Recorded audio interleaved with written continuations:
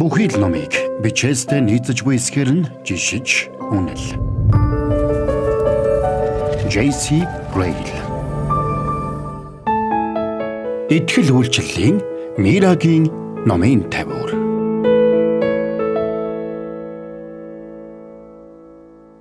Сайн байцгаана уу үзэгчид сонсогчдоо. Тэгээд яг одоо таны манай подкастыг сонсож байгаа цаг үеийн мэндийг хүргэе.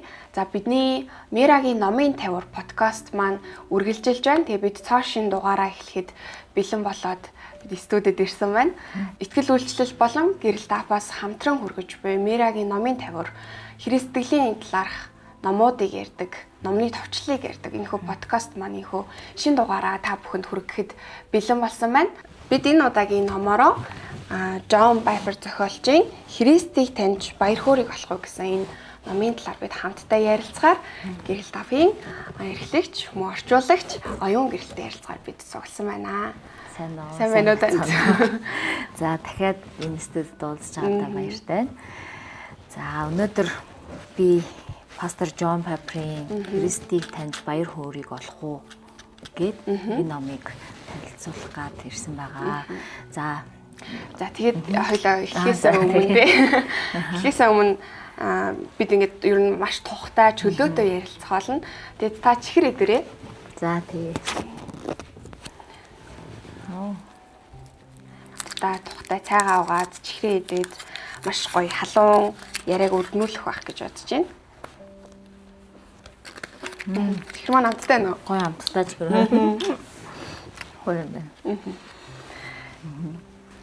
Тэгээ биднэрт нөгөө нэг амтлах мэдрэмж байдаг. Аливаа зүйлийг таньж мэдэх, мэдрэх энэ мэдрхүүг бас бид нар бурхан бидний бүтээсэн байгаа шүү дээ. Ийм одоо зорилготойгоор гэх юм уу.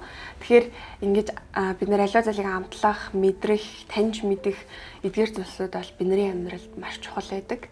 Тэгэхээр бид өнөөдрийн бидний сонгосон номч гэсэн нэрнээс ахуулаад биднэрт одоо Христийг таньж баяр хөөргийг олох гэдэг байгаа шүү дээ. Тэгэхээр яг энэ талаар хоёлоо нэрнээс эхлэе гэж бодож байна. Тэгээд та сая чихрийг амтлаа тий. Яг үүнтэй адилхан энэ номыг бид нараас үргэлжлүүлээд ингээ маш гоё амтлах бах. Тэгэхээр нэрнээс эхлээд орчуулгаас нь эхлээд англи хэл дээр нь ямар байдаг вэ? Яг гарсан хэл дээр ямар вэ? Монгол хэл рүү хэрхэн буулгасан бэ гэдэг талаар ярилцъя. За харин тий. Энэ номыг яг монголоор одоо бид нар Христийг таньж баяр хөөргийг олох уу гэдэг тий орчуулсан. Гэтэ яг англи нэр нь болохоор Seeing and Savoring Jesus Christ гэдэг. Орчуулах юм бол Есүс Христийг харж тэгээд амталж таашааж одоо savoring гэдэг нь болохоор ерөнхийдөө хүн ямар нэг юмыг сая би чихэр идсэн шиг амтлаад тэгээд тэрийг маш гоё амтрахж тий таашааж гэж хэлж байгаа. Ер нь бол амтлах мэдрхийг хэлж байгаа тий. Яг тийм утгатай байсан. Гэхдээ нөгөө бид нар нөгөө монголоор ингээд орчуулахад одоо Есүс Христийг харж амталж мэдрэх үү гэж орчуулах уу тий амтлах уу таашаах уу гэж орчуулах уу монголоор орчуулахаар жоохон тохиромжгүй болоод ирсэн. Тийм учраас бид нар ярилцж байгаа. За Есүс Христийг хараад таниад тий тэгээд тэрийг амталж ингэж таашааж мэдрэхийн хамгийн гол цаад одоо зорилго нь юу юм бэ гэхээр яг л тэр нөгөө бурхнаас олж авж байгаа Есүс Христээс олж авж байгаа баяр хөөр аз жаргалыг бид нэр амталж мэдрэхийг ингээд илэрхийлж байгаа. Тийм учраас энэ нэрийг жоохон зөөллөөд Христийг таньж баяр хөөргийг олох уу гэд нэрлэх юм бол утга санаа нь бас зөрөхгүй. Тэгээ ямар ч байсан хэлгээд байгаа утга санааг нь гаргах юм байна. Арай бас монгол хэлэнд илүү тий арай уянгалагт сонсогдох юм байна. Таашаах уу, амтлах уу гэхээсээ илүү. Тэгээд энэ ном болохоор пастор Джон Пайпер 2001 онд яг эрхэлж гаргасан ном байгаа. Crossway-с ерөнхийдөө эрхэлж гаргасан зохиолч пастор Джон Пайперийн ном байгаа. За энэ ном маань 2004 онд дахиж хэвлэгдээд за ерөнхийдөө Goodreads гэдэг одоо яг англи хэл дээр ном зохиолын вебсайтууд байдаг. Ингээд хүмүүс санал бодлоо ревю өгч нөгөө нэг санал бодлоо хуваалцдаг. Тэндээс нийт 5 оноос 4.3 оноо бас нэлээд өндөр үнэлгээ авсан юм. Маш олон мянган хүний одоо тий коммент одоо реакшн гэдэг юм уу одоо бид нарын хэлдгээр одоо энэ номын тухай сэтгэл өгсөн ийм гайхалтай ном байгаа. За энэ номыг Аха. За тэгээд миний хувьд нөгөө нэг за энэ номыг сонглоо, энэ номыг ярихаар боллоо гэд. Тэгээ яг нэрнээсээ ахуулаад ямар ч байсан нэг баяр хөөр гэд орсон байгаа тийм. Тэгвэл зайварсан ингээ бурхны талаарх тэр баяр хөөрийн талаар байх юм байна гэд. Яг хүлээлт нэг байхгүйсэн. Гэхдээ ингээд би болохоор яг уншихаас илүү сонссон байхгүй юу яг доор болгон гэрэл тафаасаа сонсоод ер нь яваад байсан. Тэгээд надад сонсох үед маш хэрэгтэй ном байна гэж бодсон. Итгэдэгч бай, итгэдэггүйч бай. Ер нь хүмүүс ядаж нэг удаа ч юм уу те уншаад үзвэл маш хэрэгтэй ном санагдсан. Тэгээ итгэгч биднэрт хүртэл ингэж санах, дахиж тунгааж бодох, илүү гүн гүнзгий ойлголттой болох ч гэдэг юм уу. Тэр тал дээр маш их тус болох ном санагдсан. Дээрээс нь дөнгөж шинхэн итгэж байгаа ч юм уу эсвэл түр одоо харахаа одоо итгэлээ орхицсан байгаа ч юм уу гэдэг ч юм уу ер нь бүхэл хүмүүст аягүй хэрэгтэй ном санагдсан байхгүй. Тэгэд сонсогчдод ч гэсэн ер нь сонирхуулаад хэлэхэд энэ номыг сонсож явах үедээ миний сэтгэл зүрх аягүй хөдлөөд гэх юм уу хөөрөөд тэгээд дагалдагчтай авч бэлгэлсэн. Тэгэхээр энийг одоо шинхэн итгээд явж байгаа, яаж залбирах уу? Тэгэд ингээ бурхныг таньж мэдхийг хүсэж байгаа тэдгээр хүмүүст аягүй сайн ойлголтыг, цогц ойлголтыг өгөх. Энэ номноос залбиралтай учраас хэрхэн залбирах вэ? Залбирлын талаар ч гэсэн ойлголтыг өгөх. Айгуу чухал ном юм болоо гэж бодоод дагалдагчтай хүртэл бэлгэлсэн. Тэгэхээр энэ бол хүмүүсийн зайлшгүй унших хэрэгтэй ном санагдсан. Тэгэхээр хоёулаа яриагаа гарчгаасаа эхлэе гэж ярьсан. Тэгэхээр Христийг яг таньна гэж юу юм бэ? Тэр амтлах гэж яг юу юм бэ гэдэг талаар ярилцвал. Харин тийм. Харин энэ маш хөөрхөн тийм час хийсэн ном байгаа. Ер нь бол ингээд пастор Джон Пайперга энэ номыг тухай өөрөө ярихтаа болохоор ер нь одоо 50 гаруй ном зохиол бичсэн. Гэхдээ яг Христэд итгэж амжаагүй, итгэгч биш хүмүүсийг хүмүүс зориулж бичсэн баг ганц ном нь энэ байхаа гэж хэлсэн байдаг байхгүй. Гэхдээ миний хувьд одоо энэ номыг бас уншиж үзэхэд бол энэ зөвхөн итгэгч хүнч биш те. Итгэгч биш хүнч биш. Итгэгч хүнч гэсэндээ энэ номыг үе үе уншиж Есүс Христийн тухай үе үе санаж, тунгааж, бодож байхад үнэхээр хэрэгтэй ном юм аа. Ингээд бүлэг болгоно нь Есүс Христийн нэг чанарыг одоо ингээд Есүс Христийн туйлын зорилго, бурхан чанар, эрхэм дээд чанар, Есүс Христийн өршөөл гэдэг юм уу те зааж өгөөд тэгээд яг чиний түрүүний хэлсэн нөгөө ард нь тэр бүх бүлэг дээр авж байгаа тэр ойлголтуудыг нь час идэл бас залбирлаар за энэ бүлэг дээр бичсэн Есүс Христийн тухай энэ чанарыг ойлгосон бол ингэж залбирах нь одоо зөв юм аа гэдэг ийм жишээ залбирлыг хүртэл час идэл нь заагаад өгсөн те бүр аим хөөрхөн тийм одоо хүнд аяйгуу юм авууштай гэх юм уу те энэ номыг би бас хүмүүс өөрийнхөө хувийн чимээгүй цаг дээр эсийн бүлгийн библи судал дээр дагалдуул дээр бүр айл алин дээр нь бас ашиглаж байгаасаа гэж хүсдэг. Тэгээ энэ нөгөө хоёулынх нь ярьж байгаагаар энэ номын нөгөө баяр хөөргийг олох уу гэдэг гол нэр нь яг баяр хөөргийг олно гэж юу юм бэ гэдгийг энэ номон дээр одоо пастор Джон Пайпер өөрийнх нь тодорхойлсноор бол бид нар бурхны алдар гэдээ ярьдэн штэ. Есүс Христийн алдар, бурхны алдар, бид нар алдаршуулна, алдрын таньж мэднэ гэдэг юм уу. Тэр нь яг юу юм бэ гэдгээс эхлээд ярьж эхэлдэг аахгүй юу? Баяр хөөрийн тухай ярихдаа. Тэгээд яг за бурхны алдар гэдэг бол өөрөө бурхан өөрийнхөө тэр баяр аз жаргал, баяр хөөр тэн дундаа бэлхам ихээр сүр чавлантай оршиж байгааг нь хэлдэг юм аа гэж тайлбарсан байдаг. Өөрөөр хэлбэл бурхны алдар гэдэг нь нэг тийм тусдаа тий одоо зүгээр нэг хаанд титэмшиг ч юм уу тийм юм одоо огт биш. Одоо эсвэл нэг хүмүүсийн дунд нэр хүндтэй байх ч юм уу тий бид нар яг алдар гингүүд нэг хүмүүсийн дунд л нэр хүндтэй алдартай болох гэдэг юм байна да гэж ойлгоод байдаг штэ.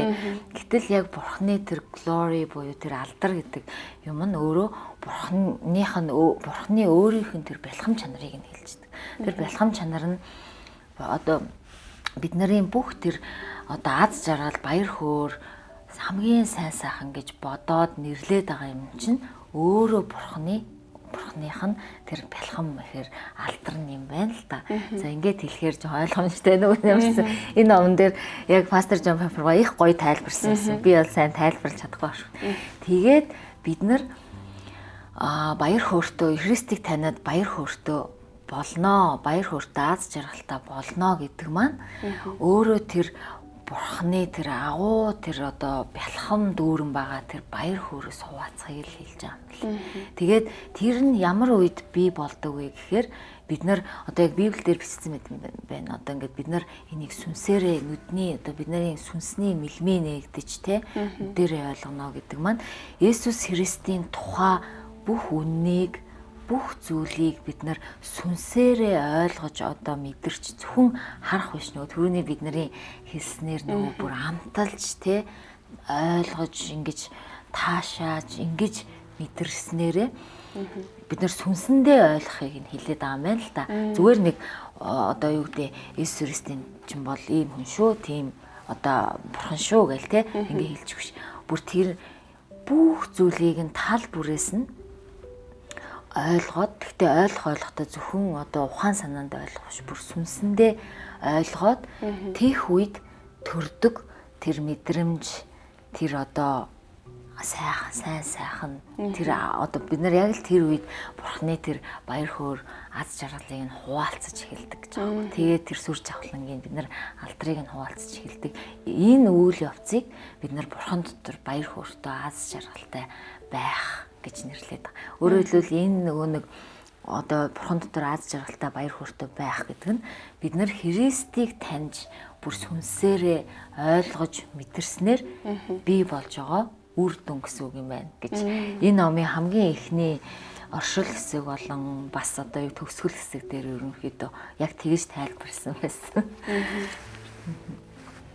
За тэгвэл одоо энэ ном маань нийт 13 бүлэгтэй байгаа шүү дээ. 13 бүлэгтэй. Мэдээч 13 болонгийн бид нэр ярихгүй.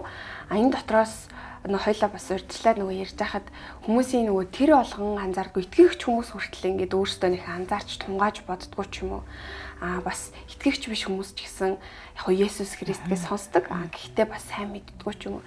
Тэр талаас нь одоо энэ 13 бүлгээс нэгийг нь ч юм уу. За энийг хүмүүс ер нь айгуу дутуу ойлгодог. Эсвэл буруу ойлгодог. Итгэгч хүмүүс хүртэл энийг сайн тунгаагаагүй байдаг ч юм уу. Яг тиймэрхүү талаас нь тийм сэдв хуваалцвал илүү гүн үнзгээ ярил. За тэгээ энэ түрүү нөгөө хэлсэн яг энэ ном маань Есүс Христийн тухай бид нарын нөгөө мэдэх хэрэгтэй бүх үннийг 13 бүлэгт хуваагаад одоо заагаад өгсөн гэсэн үг. Тэгээд зааж өгтөө одоо их гоё ангилаад тий ангилаад Есүс Христийн баяр хөөр, хүч чадал, за хатуурхал, амьлал тэгээд хамгийн сүүлийн бүлэг нь Есүс Христийн хоёр дахь ирэлт гэдэг ингээд одоо бүгдийг баг ингээд Есүс Христ ч өөрөө бурхан юм аа. Тэгээд эрхэм дээд чанартай юм аа. Дээрэс нь яг ямар зоригтой юм бэ гэх тээ. Энэ бүх зүйлийг нь явуулсараад хамгийн сүүлд Есүс Христ хоёр дахь удаа бид нар дээр ирэх одоо тээ тэр ирэлтийн тухай бүгдийг ярьж өгөөл энэ ном маань дуусч байгаа гэсэн. Тэгээд ярихдаа бас пастор Джон Пайпер хэлснээр бол би энэ дээр өөрийнхөө бодол санааг тусгаж өөрийнхөө үгээр олон юм тайлбарлах гэж хичээсэнгүй. Ерөөсөө л Библийн үгийг та нарт зааж өгье тий. Хоёлаас дээр түрүүн ярилцчихсан. Тэгээ энэ номыг нөгөө итгэгч биш хүн ч гэсэндээ уншаад одоо Есүс Христийн шаналл гэдэг ингээл тэн дээр байгаа нөгөө ишлүүдийг ингээд уншингууд Библи унших сэтэл төрдөг тий. Үгүй энэ нэрээ ингээд бичсэн байт юм уу тий. Ямар сони ялуу гэд ингээд Библийг ингэж эргэж сөхөх ч юм уу. Тэгээд дээрэс нь нөгөө тухайн бүлэг дээрээ заасан юм эргээд залбирлаар заагаад өчгөр бүр хүний нөгөө оюун санаа руу зөвөр мэдлэг биш ингээд сүнс рүү нь оруулах одоо тийм зорилготой гэх юм уу те ингээ үйлдэл өөрөөр нь хийлгэх гэдэг штэ. Тэгээд зөвөр би өөрөө энэ номын болохоор Ариун гоо гэдэг маань бас маш мундаг орчуулагч редактор маань орчуулсан байгаа. Би өөрөө болохоор нэлээд бас уншиж хянж ингэж EPUB болгох ч юм уу те бас аудио ном болгох талаас нь ингээд ажилласан. Энэ ном маань бас гэрэл тайпад аудио ном болоод орсон. Соёлоо бас жоохон байж байгаад ярилцээ. Тэгээ аудио ном чи аудиог нь сонссон юм биш үү? Тийм би болохоор аудиог нь сонссон.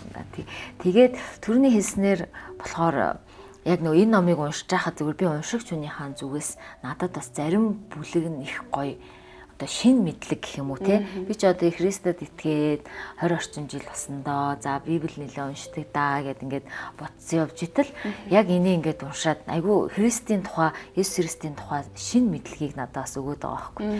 Жишээ нь яг нөгөө нэг энэ дээр Есүс Христийн одоо за ямар нэртэй бүлэг байлаа Сатаныг устгах бус нүгэлтнүүдийг аврах алдар суу буюу Есүс Христийн авралын төлөх золиос гэдэг 9-р бүлэг дээр энэ дээр ингэж яах вэ?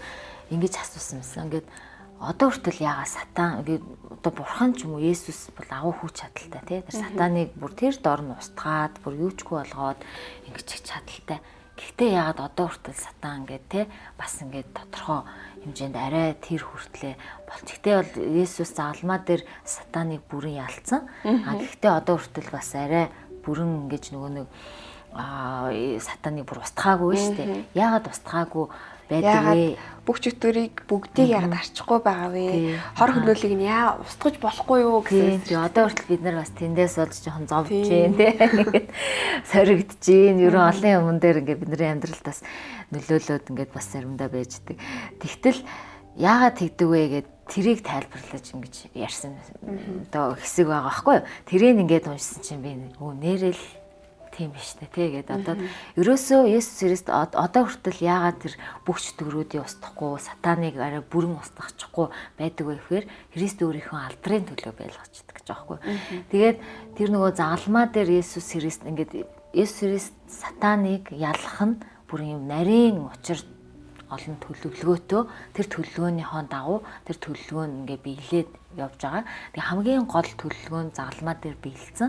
Тэгээ загалмаа дээр сатаны бүх тэр одоо хийсэн зүйлстэй бидний гим нүглээс авах тэр шийтгэл тэр бүх зүйлийг хүчингөө Есүс Христ болгоснороо сатаныг тэр үед бол бүр мөсөн ялцсан. Одоо тэр ялсан процесс нь өнөөдрийг хүртэл бидний амьдралд ингэж явагдаад тий. Тэгээд одоо бүрэн устгах тэр цаг хугацаанд хүртэл харин бид нар энэ бүх нөгөө муу мухай зүйлсийн дундаас Есүс Христийн эзэндээ итгээд тэр алдар суугийг олж харах энэ үйл явцын төлөө гэж байгаа байхгүй. Тэгээ бодсон чинь нэрээ вау тий нэрээ тийм байна. Одоо бид нар хэрвээ үнэхээр бүр ямар ч зовлонгүй, ямар ч тийм муу зүйлгүй ч юм уу тий тэр чөтгөрүүдийн олон юм байгаагүй бол бид нар яг Есүс Христийн аврал биднэрт хэрэгтэй юу гэдгийг ойлгож мэдрэхэд те тэр Есүс Христ яагаад бидний төлөө заалмаа тэр цовдлогдсон бэ гэдэг тэр агуу үннийг бид нар ирж хайх одоо тийм шалтгаан заримдаа байхгүй болцсон байх юм байсан байна гэж би нэрээ яг тэгж одоо хувь хүнийхээ өнцгөөс нэр тэгж бодоод нэрээ тийм байна. Тэгээ бид нар бидний төлөө баг энэ дээр байлгаж байгаа байхгүй. Бид нарыг аврахын төлөө одоохондоо сатаныг бүрэн устгачаагүй байж байна. Тэрнээс биш устгах бол бүрэн чадaltaй. Нэг бараг те хуруугаа ингээд сатан бол устгах тийм хүч чадaltaй хэрнээ одоо хүртэл ингээд байлгаж байгаа нь намайг аврахын төлөө, бид нарыг аврахын төлөө юм байна штэ гэж бодсон чинь вау нэр тийм байна гэд бүр тийч бүр энэ дээр надад бүр тийм ухаарл ингээд төрж исэн. Тэгээ залбирал дээр нь хүртэл ахин ирж амныхаа амьсгалаар арчин устгах хүртлээ сатаныг ялах зэвсэг болгон та биднийг ашиглаач гэж байгаа байхгүй. Тэгээ сүнсний сэлэн болсон сүр хүчит үгээр тань сүнснүүдийг авран чөлөөлөхөд сэтгэлийг минь хүчрхэгжүүлж хайрлаа гэд. Энэ орчуулга нь бас айгүй гоё, манай Ариун гоо маш гоё орчуулсан юм. Уран яруу те монгол хэлний одоо бүх баялагийг ашиглаж ингэж орчуулсан байгаа. Тэгээд үнэхээр хүн уншихад бол энэ номыг уншаад бас бидний монгол хэл сайжирмаар тийм гоё орчуулга бас болсон байна. Христэд суурилсан захин болон сонсдог ном. Bible podcast-ийн цогц платформ. Өөрийгөө гэрэлтүүл, амьдралаа гэрэлтүүл. Гэрэлт апп хаанч хизээч хам. Гэрэлт апп. Тэгвэл нэмээд бас надад нэг сонсогчийн зүгээс, уншигчийн зүгээс айгүй бас гол одоо юу хөө надад үлдсэн гэх юм уу тэр зүйлүүд нь нэг 4-р 5-р бүлэг байгаа байхгүй юу? Есүс Христийн хүч чадал гэдэг. Тэнгүүд нөгөө нэг Библиэлд гардаг түүхүүд, түүний үлдсэн гайхамшгуудын талаар гардаг шүү дээ. Тэгээд тэрэн дээр нөгөө бид нар бас яг Есүсийн хүч чадал гингүүд айгүй өөрсдөө айгүй тааруулж ойлгодог юм шиг яг бүрэн ойлгож, бүрэн тунгааж чинь юм хүч чадалтай нэг юм штэ гэдэг зүйлийг бас дутуу ойлгох юм болов. Миний хувьд магадгүй те тийм байсан юм шиг санагдсан байхгүй. Тэгэхээр энэ бүлгийн талаар ерөнхий ярил Иесус Христийн хүч чадлын талаар түүний хүч чадлын талаар ярьсан байдаг шүү дээ. За энэ 5 дугаар бүлэг тий. Одоо салхи шуургач түүний дууг таньдаг. Гэдэг Есүс Христийн энэ түрүү нөгөө би нэрээ ярьж исэн энэ номон дээр нөгөө Есүс Христийн зовлон шаналл гэх тэр бүлэг надад бас маш их таалагдсан гэд. Бид нар нөгөө нэг Есүс Христ бүр ихэн хөвлөд байхдаа хүртэл доромжлогдож тий тэр зовлон шаналлыг одоо мэдэрч исэн. За дээрэс нь бас одоо юу гэдэг бид нар Христийн зовлон гээл тэр бүх зовлонгоор ингээд туйлшрах нэг одоо туйлшрал бас заримдаа ингээд байдаг боловч орчин үед харин ч бид нар бүр Христийн зовлонг Христ итгэдэг хүмүүс хүртэл нөгөө тоохоо болцсон тийм нэг бодгоо болцсон байна гэд ингээ ярьсан. Тэгээд энэ номны нөгөө яг энэ дээр эхний энэ нөгөө бүлгүүд дээр нь Есүс Христийн үл устдах баяр хөөр, эрхэм дээд чанар тэгээд түүний хүч чадал гэд ингээд бас нөгөө гоё одоо агуу сүр жавхлантай тэгээд авраханлаг талуудыг нь бас маш гоё дэлгэрэнгүй тайлбарлаж өгсөн байсан. Тэгээд энэ 5 дугаар бүлэг дээр болохоор ерөнхийдөө салхи шуургач түүний дууг таньдаг гэд ингээд энэ бүх нөгөө хүч чадал маань Есүс Христийн өөрийнх нь бурхан гэдгийг нь батлаж харуулж идэг тий. Тэгээд тэр Есүс Христ хүч чадлаа энэ дэлхий дээр амьдарч байгаа хугацаанд бүгдийн нөгөө хүмүүсийн сайн сайхны төлөө зориулж хүмүүсийг хайрлаж хүмүүсийг инэрч тий тэр зовлонгоос дээрэс нь бас яг өөрийгөө хинбэ гэдгийг бурхан гэдгээ харуулж батлаж дээрэс нь яг эцгийнхаа хүслийг биелүүлж явах тэр бүх одоо үйлчлэлтэй өөрийнхөө хүч чадлыг ингээ харуулсан байдаг. Дээрэс нь Есүс Христийн хүч чадлыг бид нар зөвхөн энэ дэлхий дээр үлдсэн гайхамшигаар нь бас тодорхойлж болохгүй гэдэг ингээд нөгөө бичснээр Есүс Христ түрүүн бид нар ярьсан сатаныг дөрүүдийг ч бүрэн устгах тийм чадaltaй. Өөрөөр хэлбэл Есүс Христ маань өөрөө одоо бусад Есүс Христ болон Бурханаас бусад бүх зүйлс бүтээгдсэн тухай ярина шүү дээ тийм ингээд гарал үүслийн ингээд хаанаас хин яаж бүтээсэн бэ гэдэг. Харин гарал үүслийн огт ярихгүй юм бол одоо бурхан өөрөө тийм эхлэл ба омега гэдгцэн маш тийм бүх хүч чадал энэ хороо дэлхийг бүтээсэн устгах тийм бүх хүч чадал нь яг Есүс бурханых. Тэгээ Есүс Христ өөрөө бурхан учраас тэр хүч чадлыг бас одоо тий аавтайгаа хамтран одоо адилхан хүч чадалтай гэдэг утга санааг нэг бурхан чанарыг нь илүү тодорхойлох гэж энэ дээр яг бичиж өгсөн юм шиг надад санагдчих. Тэгээ бид нар тэр хүч чадлыг нь бас хараад бид нар илүү тэр нөгөө бурхан чанарыг нь ойлгож тэгээд нэрээ энэ дээр за одоо яг би чамд өөр асуулт байна уу? Би үргэлжлүүлээд нэг одоо гайхалтай юм санагдсан юм нь юу гэхээр энэ номны өмнөх үгдээр бичсэн байлоо төгсгөлийн үгдээр бичсэн байлоо. Одоо юу гэдэг дэлхий дахны ингээд түүхийг харах юм бол олон хүн ингээд нэг Есүсийг за эн чин сайн багш байсан шүү те мундаг удирдагч байсан шүү. Одоо те энэ бол одоо агуу шашны үүсгэн байгуулагч юм аач гэдэг юм уу те.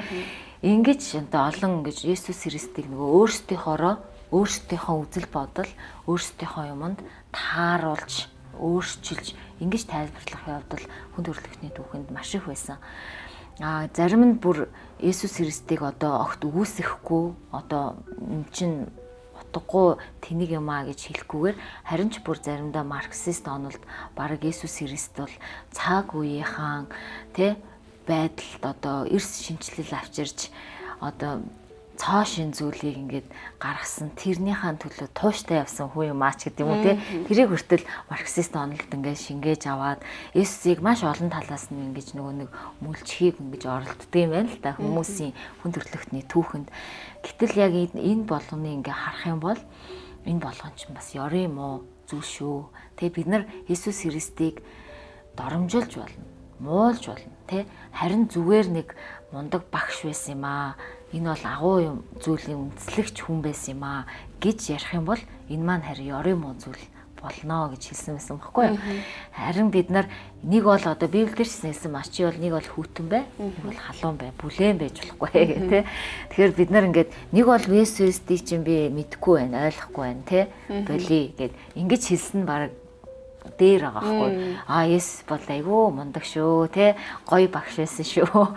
Шашны үнэхээр одоо мундаг юм үзэл сурталыг бий болгосон хүн байгаа юм шүү гэд ингээд Есүс Христийг яг хинбэ гэдэг зүйлийг ингэж мушгин гуйвуулж одоо юу гэх юм ингээд за Есүс үнэхээр одоо те бурхнаас илгээсэн хүн байсан гэж хэлээл орхичих ч юм уу те. Гэтэл яг нөгөө яг Есүс Христ хинбэ гэдгийг бүрэн дүрнээр нь таньж мэдэж Есүс Христ ч өөрөө бурхан юм аа. Есүс Христ өөрөө бүхнийг бүтээсэн бурхан юм аа. Есүс Христ ирээд бидний төлөө загалмаа дээр юу хийсэн бэ? Бидний гэм нүглийн төлөө ийм золиос гаргаж ингэж аварсан юм аа гэдэг энэ бүрэн нөгөө зураглал те. Энэ бүрэн үннийг бошгон гуйлах нь өөрөө маш одоо тийм ёрын муу зүйлс байсаар ирсэн гэдгийг зохиолч маань яг сануулсан байсан. Тэгээд тэрийг би бодоод нэр үнэхээр яг тийм байна тий. Одоо бид нар ингээд нэг заримдаа ингээд сүмч болгон дээр хүртэл яг Есүс Христийгаа ингээд наагур нь маш олон ингээд өрөөл ивэл тий. Одоо эс тэтгүүл ийм сайхан амьдралтай болно шүү. Эс тэтгүүл ингэж сайхан зүр сэтгэл маань эдгэрээ шүү ч гэдэг юм уу. Энэ наадлын гарах тэр зүгээр өрөөл ивэл тэр бүх зүйлээр нь ингээд одоо бүрхэд яг Есүс Христ цаана бидний төлөө заалмаа дээр юу хийсэн бэ? Яг хин бэ? Юу туулсан тий? Яах гэж тэр бүхнийг туулсан? Дээрэс нь харин бид нар ирээдүйд бас Есүс Христ бидний энэ итгэл болон бид хүн төрлөختний түүх, энэ хүн төрлөختний амьдралд ямар үүрэг тэ байр суурьтай гарч ирэх гээд байгаа юм бэ, орж ирэх гээд байгаа юм бэ гэдэг тэр үннийг багцаар нь бид нар ойлгож мэдэрч одоо байх нь маш чухал юм аа гэдгийг энэ дээр төгсгөлийн бүлэг дээр нь ингэж онцолж өгөөд тэгж таниулахын тулд баг энэ номыг ингэж бичлээ те зүгээр өнгөц мэдлэг өгөхийг хүссэнгүү харин бүр Библийн дагуу юу гэж бичсэн бэ гэдэг зүйлийг бүр бүгдийг нь орхигдуулахгүйгээр би тайлбарлахыг хичээлээ гэд ингэж хэлсэн байсан. Тэр нь бас маш их таалагдсан. Яг нөгөө сонсож явах үед яг нөгөө хоолойг маань уншсан юу гэж хэлэхөө нэрлэдэг лээ. Хоолой уншсан. Тэгээ voice over artist. Тий. Хоолой нь маш их таалагдсан. Одоо яг нөгөө нэг тухайн уншиж байгаа зүйл рүүгээ яг дагуулж исэн гэх юм уу? Дагуулад, ойлгуулад айгуу тийм чимэгтэй, чихэнд айгуу тийм ойлгомжтой байсан. Тэгээд тэрийг бас сонсож байхдаа айгуу миний хувьд айгуу гой санагдчихсэн. Яг нөгөө voice хоолойг уншсан хүний талаар бас та яриул сонирхолтой байж магадгүй шүү дээ. За энэ номын маань яг дуу оруулсан. Дуу оруулсан гэж тий. Дуу оруулсан хүн маань Цэнгэл Баяр гээд Од Мөндөр суугийн бас хөтлөгч. Одоо бид нараас түрүүний хэлсэн нөгөө яг юм voice over artist, дуу киноны дуу оруулагч ийм хүн байгаа. Тэгээ маш одоо яг энэ дуу хоолоогоороо бас Монголд маш танигдаад олон кинонд дуу оруулсан, олон ном зохиол уншиж те хүмүүс танилцуулсан. Тэгээд Цэнгэл Баяр гээд энэ дуу оруулагч манай Ариунаас Ариун бурхан Христийг таньж баяр хөөргийг олох уу? Ширэн дээдлэн бурхан гэдэг энэ гурван номонд бас дуу оруулсан байгаа. Тэгээд энэ дуу оруулахдаа хамгийн гол онцлог нь уншиж байгаа номоо одоо өгөх гэж байгаа мессежээ тий маш өөрөө гүн гүнзгий ойлгож тэгээ тэрийг яг хүмүүст ингэж одоо аль одоо өгүүлбэр дээр нь би акцент өгөх вэ тий аль өгүүлбэрийг би гоё онцолж хэлж өгөх вэ алийг би ингэж одоо энгийн яваад алийг нь онцлох вэ гэдээ бүр энэ болгон дээр маш нарийн юм ажиллагаатай ажилдаг тэгээ маш гоё дуу хоолойтой тийм дуу оруулагч оруулж ингэж бас номуудын маань гоё дуу оруулж өгсөн байгаа. Тэгээ сонсоод ч гэсэн маш таатай, ойлгомжтойсэн. Тэгэхээр хүмүүс бас гоё сонсвол айгуу гоё санагц. Одоо бид нар ч юу айгуу завгүй байдаг болсон шүү дээ. Тэнгүүд энэ дүгжирж байхдаа алхаад явж байхдаа гэдэг ч юм уу. Сонсвол бас айгуу хурдан бас цаг хугацаа хэмнээр айгуу зүгээр санагдсан. Тэгэхээр гэрэлт авт энэ гурван ном маань аудиогоор орсон учраас хизээд сонсох боломжтой байна. Бас гэрэлт апп маань нөгөө унших айгуу user friendly байгаа. Ингээ уцаа хаагаад гэсэн чинь аудиогоо сонсох боломжтой болохоор бид нар жишээ нь нэг аудио ном 7 цаг юм уу 6 цаг за богинохон бол 4 цаг гэхэд бид нар заримдаа бараг 3 4 цагийг төвчрэлд өнгөрөөдөг шүү дээ тий. Тэгэхээр бараг нэг скролдол өнгөрөөчдөг. Ном сонсож дуусгах нь шүү дээ. Харин тий. Тэрний оронд гоё номоо сонсоод илүү бодож тунгаагаад явбал илүү цаг үр дүнтэй бөгөөд бас сүнсний хувьд маш их одоо цангааг тайлж исэн гэх юм уу. Миний хувьд бол ингээ маш одоо үр дүнтэйгээр өнгөрөөгөөд өөрөө ч гэсэн дотроос аягүй олон зүйлсийг ойлгож аваад хүмүүс энийг уншаасаа гэх амар бодож байгаа байхгүй. Тэгэхээр нөгөө хүмүүс нэг талаараа энийг мэдэхгүй байгаа учраас бас уншихгүй байна. Мэдсэн ч гэсэн одоо анхаарал нь өөр зүйлсүүд рүү сарндаг ч юм уу. Тэгэхээр хүмүүсийг бол заавал уншаасаа гэж уриалмаар байгаа хгүй миний хувьд. Тэгэхээр миний хувьд уншаад маш их урам зориг авсан, шинэ мэдлэг мэдээллүүдийг авсан, одоо сүнснийхаа цангааг тайлсан гэдэг ч юм уу. Олон зүйлсүүд үргэлжлүүлээд би нөгөө дагалдуулдаг хүмүүстэй бэлгэлээд одоо энэний талаар улам илүү одоо судалж мэдэрэй гэл эн чинь бас нэг юм эзний бурхны ажил хийгдээд байгаа байхгүй тий. Тэгэхээр энээр бас хүмүүс маш гоё сонсдог ч байна уу, уншдаг ч байна уу, ямар нэгэн байдлаар гоё суралцаасаа гэж аягүй хүсэж байгаа. Тийм болохоор яг нөгөө нэг подкастаа ярих үеэ бас аягүй хүлээж би бүр шүн зүүдэлж байгаа байхгүй. За ингээд зүүдэн бүр ингээд орж ирээд за нэрнээс нь юу нэхлэх хэвээр байна. Христийг таних гээд байгаа штэ гэдэг ч юм уу боддог ч юм уу. Гэх мэтчлэн ингээд хүмүүсийн нөгөө амьдралд нөлөөлж эзэн лөө ойртоход энэ ойлголт дээр илүү одоо бат байхад илүү гүн үнзгэр рүү ороход аягүй их тусалж байгаа гэж миний хувьд хараад байгаа. Харин тий ямар гоё юм бэ тий. Харин тий. Тэгээд энэ номыг би бас яг тэгсэн байхгүй ингээд яг өөрөө яг нөө сонсогч хүний өнцгөөс ингээд яг нөгөө энэ уншсан номоо ингээд сонсоод тэгээд надад бас яг төрсэн бодол нь би номыг өдөр болгон сонсож явах ч юм уу тий хэрэгтэй юм байна. Одоо нэг уншаад дуусчихгүй нэг сонсоод дуусахгүй. Гэтэл бид нар одоо энэ дээр бичсэн энэ олон нөгөө Есүс Христийн тухай үнэн зүйлсийг чинь заримдаа тогтоохгүй шүү дээ тий. Тийм учраас үе ингээд сонсож байвал бас зүгээр юм байна гэж надад бас айгүй тэгж бодогдсон. Тэгээ бид нар заримдаа сайн мэдээ хүртэл хуваалцах, дагалдуулж байгаа хүмүүстэй бид нар ингээ Есүсийн тухай нэг асуулт асуухад бид нар заримдаа ингээ жоохон ингээд бас их юм мэдэх хэрэгтэй байдаг шүү дээ. Шууд бэлэн бас байдгүй тийм байх хэрэгтэй байдаг. Тэгээл одоо юу гэдэг бид нар заримдаа ингээд одоо сайн мэдээ тараад хүмүүс сайн мэдээг хуваалцаж явах үед тэгээд тэр Есүс чи яг яагаад ийм юм бэ гэл ингээд асуух үү те бид нар тэр бүх зүйл ингээд Библийн хичээлтэйгээ гоё бидний оюун ухаанд бэлэн ингээд байж ивэл ямар гоё вэ гэдэг бас би заримдаа боддог байхгүй. Гэтэл энэ номоо ингээд үе ингээд нөгөө нэг ингээд сонсоод ах юм бол магадгүй гоё тэр бүх Библийн хичээлүүдийг тогтоогдож тэр бүх ойлголтууд бид нарын гоё гүн одоо сууж те оюун санаанд гоё суух хаа гэж би бодож байна. Бүлэг 13 бүлэг байгаа. Бүлэг бүрийн төгсгөлд бас үүнтэйгээ холбоотой залбирал байгаа. Тэгэхээр сонсож байгаа танд зориулаад, үзэж байгаа танд зориулаад бид нараас нэг залбирлаа оруулж өгөх болно. Тэгэхээр та бас энэ талаар номныхоо бас багахан хэсгээс тэр залбирлыг хараад хамт залбираад тий бас шинэ ойлголтыг аваад үргэлжлүүлээд энэ номыг унших бас тэр сэтэл нь төрөх болов гэж бодож байна. Харин тий энэ номын нөгөө дуу оруулсан Цэнгэл Баяр гээд дуу оруулагч маань бас тэгж хуваалцчихсан байхгүй. Энэ ямар хөөрхөн ном бэ? Энд чинь ямар ч хас хийсэн ном бэ те? Бүр ингээ Есүсийн тухай зааж өгөөд дээрээс нь залбирахын хүртэл заагаад өгчдөг ном байна гэд. Харин тий тэгээд яг тэр залбирлыг бас маш гоё тэгж уран яруу гоё орчуулгатай дээрс нь гоё уншсан байгаа. Тэгээд уншихад бол сонсоход маш гоё тааламжтай тийм залбирлууд байгаа. Тэгээд бас нөгөө давхар нөгөө ярьжсэн энэ номоор эсийн бүлгүүд дагалдууллууд бас хийж байгаа жишээнүүд сонсогдсон. Тэгэхээр магадгүй шинээр хүн дагалдуулж эхэлж байгаа эсийн бүлгээ яг ямар үгээр авч явах уу гэл бас тийм үед байдаг шүү дээ. Тэр үедээ ч гэсэн номыг ашиглаад хамтдаа ном судлаад хоорондоо ярилцаад Иесус Христийн талаарх бүр юм 13 бүлэгт хуваагаад яцсан учраас нэг бүлгээр нэг 7 хоног эсийн бүлгээ хийдэг ч юм уу тийм. Иймэрхүү зүйлсүүд байгаа гэсэн шүү дээ. Харин тийм. Би бол ялангуяа эсийн бүлэгт ингээд итгэж дөнгөж итгэж байгаа ч юм уу тийм. Олон янзын хүмүүс ингээд холилдсон байгаа шүү дээ. Тийм учраас ялангуяа олон юм шин итгэгч нартай дөнгөж ирж байгаа, арайхан итгэж амжаагүй байгаа ийм эсийн бүлгүүд, чуулганууд бол энийг бүр эсийн бүлгийн библи судал дээр бүр ашиглаасаа гэж би хувьдаа их хүсэж байгаа. Ер нь бол тэг бас тэгж зөвлөж байгаа тийм.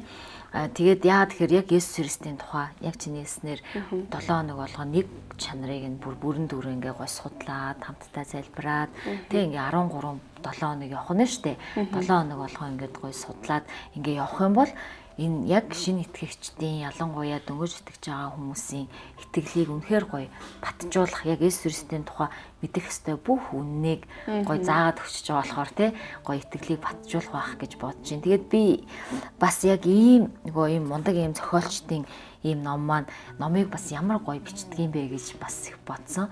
Яагаад тэгэхээр одоо бишрэн дээдлэн бурхан гээл байна тий. Христ итгэдэг хүмүүсийн гэж байгаа тэр бол Христ итгэдэг хүмүүсийн мэдэх ёстой бүх үннийг 10 бүлэг туугаа заагаад өглөө. ертөнцийг оронгоор нэрвүүлэх 10 үнэн гээл тий. Тэгээ ерөөсө тэр номыг уншаад би Библиэд бичсэн бидний ерөн мэдсэн байх ёстой бүх ишлэл бүх зүйлийг би олоод мэдчих юм байна. Гэтэл энэ ном маань болохоор Есүс Христийн тухай мэдэх ёстой бидний бүх үннийг Библийг юуд бичсэн бэ гэдгийг 13 бүлэг туугаа заагаад өглөө гэх тээ.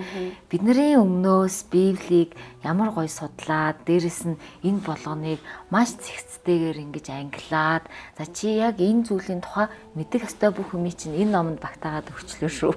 Энэ зүйлийн тухай мэдэх ёстой ми чи энэнд багтаагаа биччихлээ шүү гэд ингэж өгнө гэдэг бол ямар гайхалтай, ямар мундаг те ажил вэ, үйлс вэ, үйлчлэл вэ гэж би бодож байгаа байхгүй юу. Тэгэхээр үнэхээр тийм ч учраас ийм бас дэлхийд дахин танигдсан ийм зохиолч те ийм Библийн багш, ийм пастор хүмүүс байдаг баха гэд энэ хүмүүсийн төлөө бас үнэхээр талархсан. Харин талархахгүй байх аргагүй те. Тэгээ нөгөө зохиолчийг ярьсан дээр яг нөгөө нэг дэлхийд гэх юм уу энэ хүмүүс бол маш алдартай нэрийн сонсоол хүмүүс чинь пүү гэлтэй таас өөр ярьжсэн шүү дээ. Энэ хүний номыг орчуулсан гэх юм бол ингээ маш юм одоо тийхүү маш тийм дээгүр хүлээж авдаг гэдэг ч юм уу хүмүүс нь мэддэг учраас тэнгууд Монголын хувьд бас Монголын уншигчид сонсогчд маань ч юм уу хараахан одоо чинь бидний өнөөдөр ярьж байгаа Джон Байфер зохиолч ч юм уу бас хараахан сайн мэдгүй байх шиг байгаа юм тий.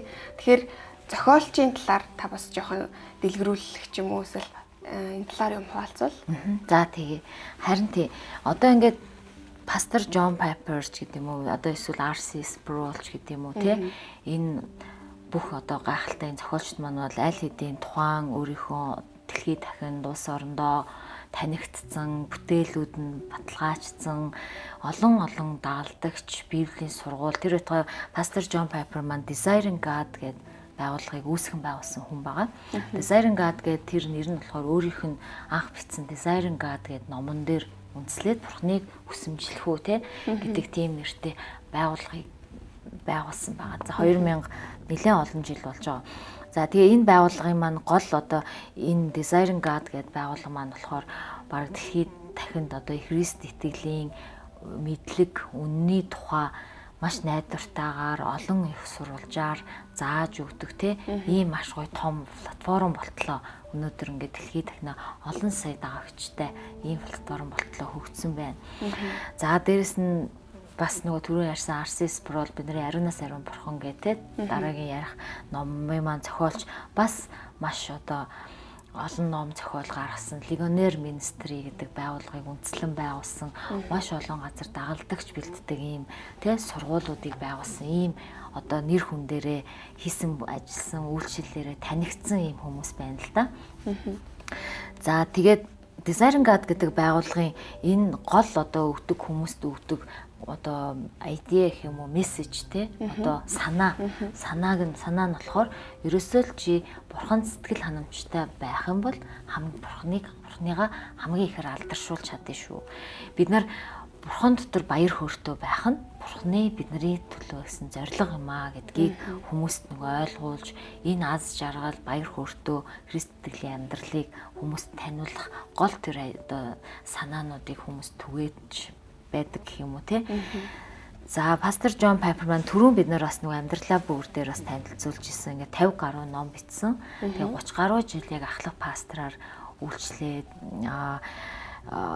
Библийн одоо Бэтлехэм Библийн коллежийн захирлаар бас ажиллаж исэн ийм одоо зохиолч хүн байгаа. Тэгээд Ask John Piper буюу John Pastor-аас асууя гэдэг подкаст одоо дэлхийд дахинаа ингээд явж байгаа. Өнөөдрийг хүртэл 10 хэдэн жилийн туршид өнөөдөр 2200 хэдэлээ баг тэр дугаар дээр өнөөдрийг хүртэл пастор Джон Пайпер маань подкастаа хийсээр л байгаа. Тэгээ тэр нь болохоор ерөөсөө дэлхийн тахны бүх газар оршин сууж байгаа итгэгчдийн асуултанд хариулдаг. За хүн ариун сүнсээр яаж дүүрэн байх юм бэ? Хүн авралаа алдаж болох уу, тэ? Ингээ бүх одоо нарийн юм одоо эсвэл одоо орчин үед бид нар гайхамшгууд байна уу, тэ? Одоо үнэхээр сүнсний бэлэг авьяас гэж байна уу ч гэдэм үү. Бүх асуултанд ингээд хариулаад ингээ явдаг. Тийм подкастыг хүртэл өнөөдрийг хүртэл бас ингээд хийгээд явж байгаа. Бас өндөр настай бас ирнэ хийгээд явж байгаа ийм зохиолч байгаа. За тэгвэл өнөөдөр бид Джон Пайпер зохиолчийн Христийг таньж баяр хөөргийг олохыг гэсэн номын талаар хамтдаа жоохон хэсгээс нь маш жоохон хэсгээс нь ерөнхий байдлаар хамтдаа ярилцлаа. Тэгээд сонсогч та үргэлжлүүлэн намыг судлахыг магадгүй одоо өөр итгэгч биш хараахан итгэж амжаагүй тэдгэр хүмүүст бас санал болгох бас юм ширээний бас аягүй чухал номуудын нэг болох байх гэж найдаж байна. Тэгэхээр та аудиогоор эсвэл битээр аваад уншаад үзээрэй. Тэгээд энэ үнэхээр таны үнэхээр Христийг таньж тэр баяр хөөргийг олох тэр гахалтай үннүүдийг мэдчих авах байхаа гэж найдаж байна. Тэгээд хүрэлцэн ирээд бид нартэй номынхаа талаар дэлгэрэнгүй бас сонирхолтой байдлаар ярилцсан танд маш их баярлалаа. Маш их баярлалаа. За. Бид өнөөдрийн дугаараараа гэрэл таавтай хамтран гэрэл тааваас эрхлэн гаргасан Джон Пайпер зохиолчийн Христийг таньж баяр хөөргийг олох уу гэсэн номын талаар хамтдаа багахан хэсгээс нь ярилцлаа. Тэгээд та энэ номыг бүтнээр нь уншихыг бас сонсохыг хүсвэл гэрэл таав аппликейшнээс ороод худалдан аваад сонсох боломжтой шүү. Тэгээд энэ номоор бас өөрийнхөө Иесус Христийн талаарх тэр үннүүдийг мэдхээс гадна бас шинэ хүмүүсийг дагалдуулах, эсийн бүлэг удирдах гэх мэт бидний үйлчлэлд эснийг алдаршуулах гэдгээр ажлуудад биднэрт бас туслах юм ном учраас та бүхэн манаас авч уншиж хэрэглээрэй. Тэгээд эзэн доторх тэр гахалтай мэдлэгээ бас эзэн доторх тэр эзэнтэй харилцаа тэдгээр зүйлсүүд дээрээ бас маш олон ойлголтуудыг ойлгож авах хаа гэж найдаж байна. Дараагийн шинэ номоор уулзлаа. Баяртай. Тэгээд та бүхэн бидний үйлчлэлийг бас дэмжиж эргэн тойрны сонсох хэрэгтэй тэдгээр найз нөхдөдөө бас хуваалцаж өгөөрэй гэж хүсэж байна. Тэгээд ингэснээрээ бид цаашаа үргэлжлүүлж олон гайхалтай номуудыг хамтдаа судалж мэддэж бас эзний ажлыг гайхалтаар хийх байхаа гэж найдаж байна. Тэгээд бидний энэ бүхний хийж байгаа зорилго бол та эзэнтэй харилцах тэр харилцаатай нь улам гүн үнцгий байж эзнийг улам илүү таньж мэдэж бас өөрийн байгаа газараа эзнийг алдаршуулаасаа гэсэн тэр үүднээс энэ бүхний хийж байгаа. Тэгэхээр та бас энэ бүхнийг нэг хэсэг болоод явж байгаа танд маш их баярлалаа. Тэгээ үргэлжлүүлэн хүмүүст хуваалцаж бас бидний дэмжээрэй гэж дахиалъя. Тэгээ дараагийн цоо шин номоор уулзтлаа. Түр баяртай. Зарим номыг амталж, заримыг нь залгиж, заримыг нь зажилж, шингээж авах хэрэгтэй. Фрэнсис Бэйкон. Итгэл үйлчлэлийн Мирагийн номын 50.